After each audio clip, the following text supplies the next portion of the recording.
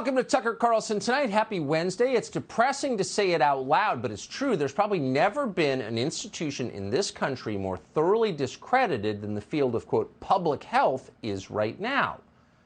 At this point, it's almost impossible to take any of these people seriously, and that is not a good thing. It's a bad thing. We need credible public health authorities, but we don't have them. In fact, after all we've seen, ask yourself, who would you be more likely to trust? Some guy selling discount timeshares in Cabo, or a self-described epidemiologist appearing on MSNBC? It's not even close. The timeshare guy might be sleazy, obviously he is, but is he the one who shut your kid's school down for 2 years for no reason? Is he the one who forced you to take untested drugs that you didn't want? Is he the one who demanded you stay home in fear, even as he applauded unmasked BLM rioters torching buildings in cities across America? No, he's not. The timeshare guy, whatever his obvious faults, didn't do any of that. The people in lab coats did it. And they were the exact people you're supposed to be able to trust, but you couldn't because they lied to you a lot, and they still are lying to you. Here's Tony Fauci from yesterday. We are certainly right now in this country out of the pandemic phase. Namely, we don't have 900,000 new infections a day and tens and tens and tens of thousands of hospitalizations and thousands of deaths. We are at a low level right now. So if you're saying, are we out of the pandemic phase in this country? We are. We're out of the pandemic, says Fauci, and that means you are now free to transfer the hate that you once felt for your unvaccinated neighbors directly to Vladimir Putin. And by the way, please do. Dr. Fauci's orders. Okay, thank you. But wait a second.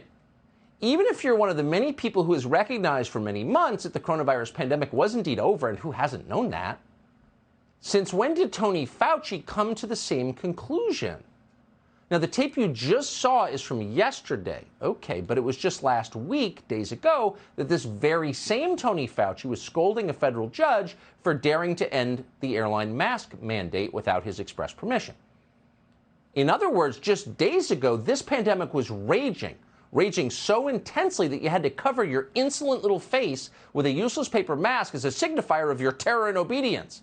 Those were the rules. Fauci demanded it. Watch.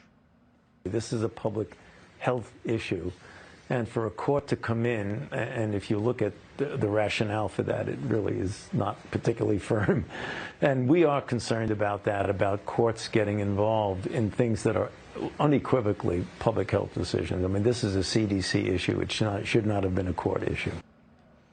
No democracy here. This is public health. This is a CDC issue. Federal courts have no power. We'll tell you when you can have your freedoms back, peasant. That's what Fauci just said. And again, that was just last week.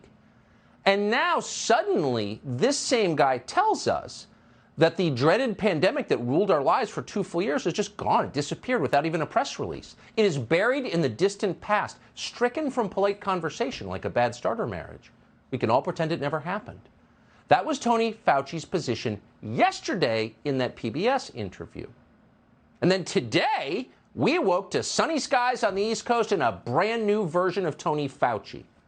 Because, in fact, Tony Fauci explained in yet another interview, this one to the Associated Press, that the coronavirus pandemic is not over. No, not at all. Instead, we're merely in what he called a different moment of the pandemic. But, Fauci emphasized with total self-confidence, not a hint of self-awareness, quote, by no means does that mean the pandemic is over. Following this? So yesterday it was over, today it's back on.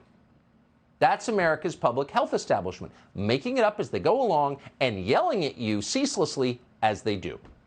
And as they have for years. Remember this clip from December when Joe Biden informed you gravely that you probably weren't going to make it through the long winter? Merry Christmas, everyone.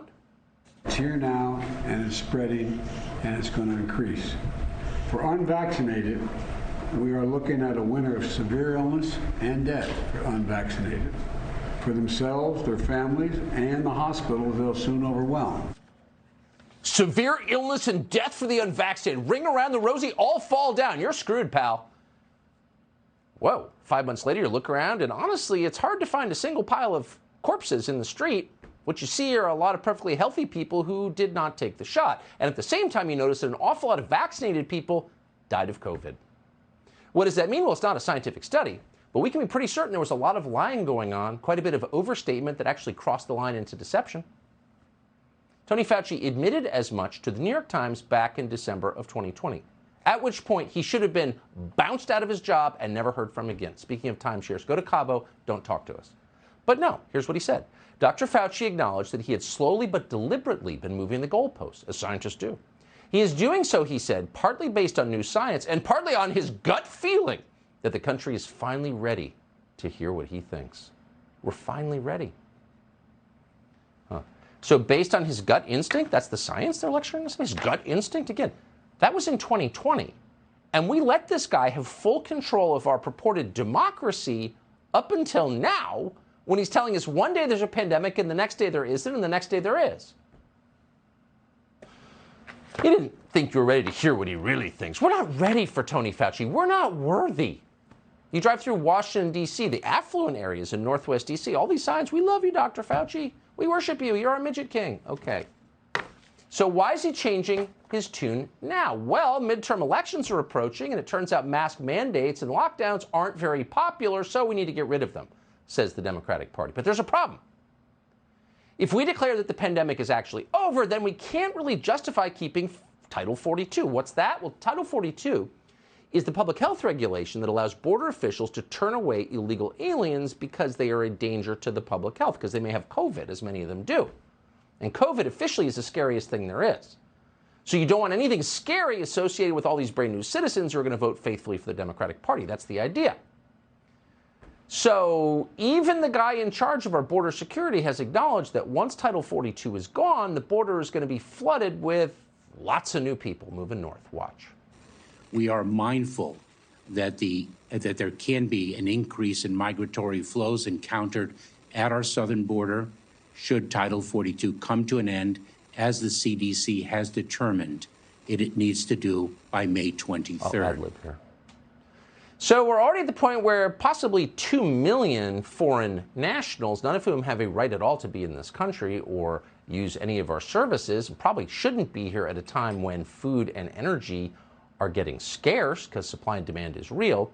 We've already had that massive, the largest wave of human migration into our country without authorization ever in our history. But you probably didn't notice it because it happened in dribs and drabs every single day, and then these people were put on planes and flown to Westchester. And you didn't see it, so you'll tolerate it.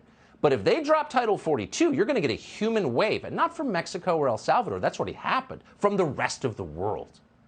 And if that were to happen, the Democrats would be in even deeper trouble than they already are. It probably would guarantee the end of their majority in the Senate, because unrestricted migration, illegal immigration, is about as popular as mask mandates. So if you're asking yourself, how could Tony Fauci declare the pandemic over yesterday and back on today? Maybe they're connected. Not a conspiracy nut or anything, just throwing that out there. We'll let you decide.